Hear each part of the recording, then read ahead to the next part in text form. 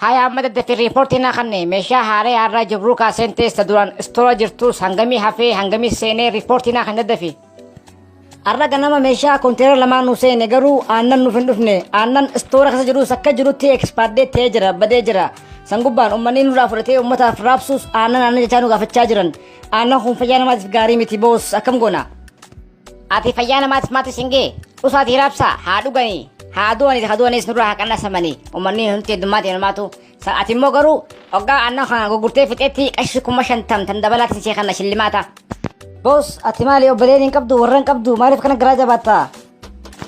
ane dunya khan ranun takkan kabu firriya malaka fi malaka qofa hogarra kadde malaka tu rakona basa humni khiyas malaka tanafu wanta kasudadu malaka yani bahawan da kesara malak ni nama media kaddu funyani nabu haram ani sorran kaba ani arra rajal kabe falina khiyan hoji dise egan jal kabe guyal damishani mi min da khiya guyal damishani tis wana ramin fadu tiani ti fadu nage eti rabbi siya katilchu jabdu kasi kaba yabu ilma khiya mali arra assalamu alaikum jattu fulli khatis sirrin jiru sangubban hoji rais yeron dufte maltate sirukube baba hoji falina khiyanin gaddi se dufi arra mali maltate abu ega jal kabde gana jeta ka wayu gute mali baba bikan katalame hojjetusan nama zallama jiran nyaata experde te miskinati gurgura ani nama zallame lubbuti yaz zallam barbadu adunya akhiratti malaka na ciya kadusan funyani na habu haram hay ilma khiya demte dubo wana kana kana malif motumatin basis ne wana kana kana bar saatu lukabda dadda fi saatli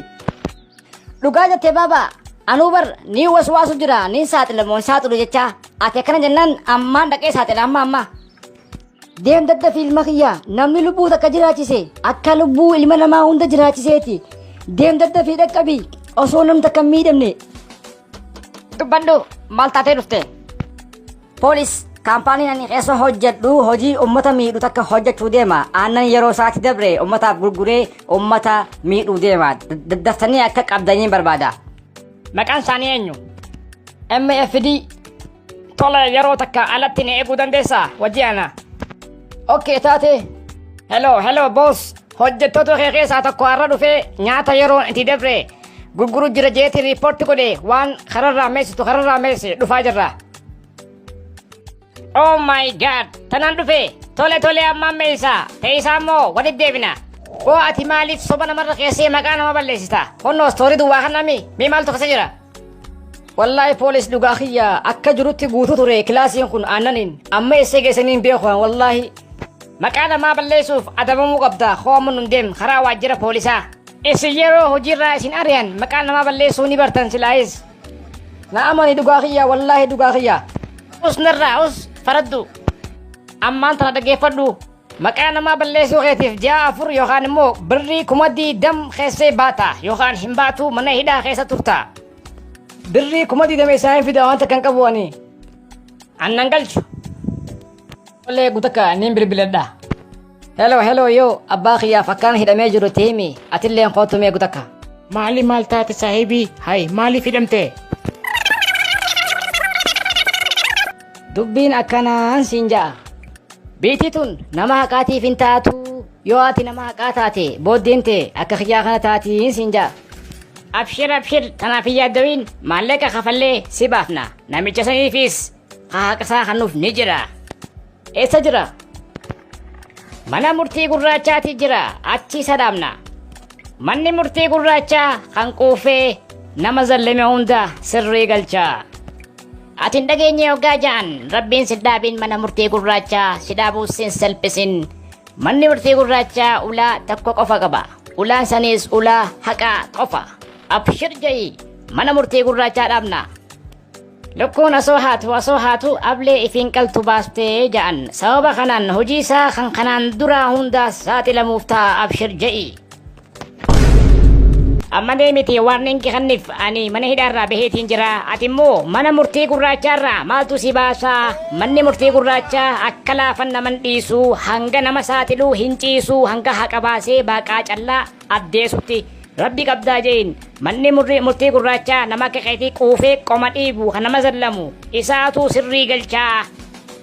bro mana murtii gurraachaa taban sahin nama manni murtii gurraachaa takka qabate huccuu tahaaf huccuu keetirra eenyu si dhiyaata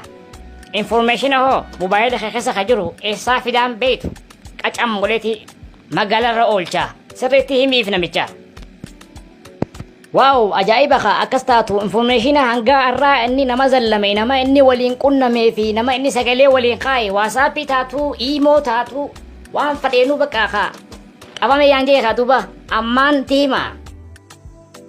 Haya adabamtee hidhaa baatee hojiin na deebisi jechuuf na kadhachuu dhufte.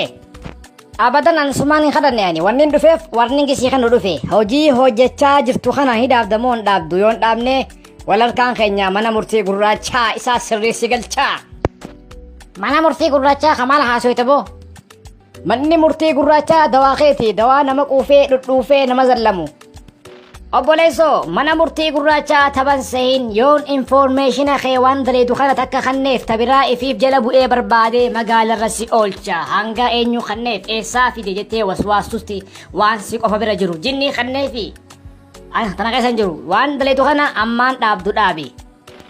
Osoo biitii guutuun sin dhagayin osoo sooshaal miidiyaa hunda gubbatti informationni keen faca'iin ragaa wajji yaada kee yoo jirte naa himi nageetti. Wow bro, hojii deebite, mashallah. No, abadan numan deebine. Alaqaa keessaniifin yoo hojii tajiru dhaabbisne akka mana murtii gurraachaa isa dhaabee isa saaxiluun himee fideemu jira. Deem himiif waa'ee mana murtii gurraachaan beeku. Deem gorsi. Bro, hin jajjarinni gorsina please yaabboleessa kiyya. Yeroo akkana atis dalagaa isaa fokkattuu san keessa harka keessaa qabda waan nyaattee jira daddafii deemii gorsi yookaan balaan isaaf dhufte sirraa isin haftuu beekadhu waliin jirtanii. Bro please jajjarin ammaan gorsa. Boss amma dubbiin jajjabaatte waan hojjechaa jirru kana dhaabuu qabna. Maal jechuu keeti? Gurbaan amma asirraa beemi ammaan arke. Mana murtii gurraachaa Hamzaa si Jaabir isin dhaabeetiin mataa shirshir isin godhaa jechaa jira. Boss mana murtii gurraachaa dhaabbachuurra yoon du'eerra naa jira numan beektu waasaappii fi iimoon waa meeqa dalagaa turre. Boss waan kana nurraa hafuu dhiisi ni qaanyoyna. Boss dubbiirraa taa'i. Ati waan ilaa arraa mobaayila keetiin hojjechaa turte iciitii hunda eessaa fidee baasaan beektu booda magaalarra si oolcha iciitii mobaayila keenyaan hojjetten qabdu. Mee wallaahi jee informationa nuti dhoysa goone hunda kan moobaayilaan dubbanne hunda ni baasa. Ni baasa akkatti baasuun beeku ani jinni kannaaf moo maaliin beekuan boos asumutti firraa haa dhaabbannu mucaan nuraa dhaabbisi.